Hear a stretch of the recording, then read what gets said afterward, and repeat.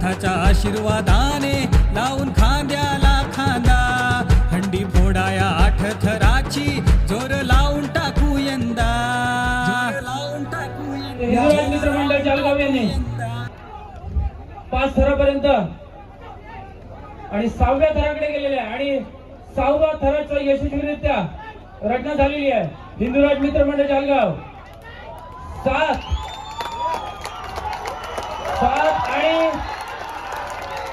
आणि अशा प्रकारे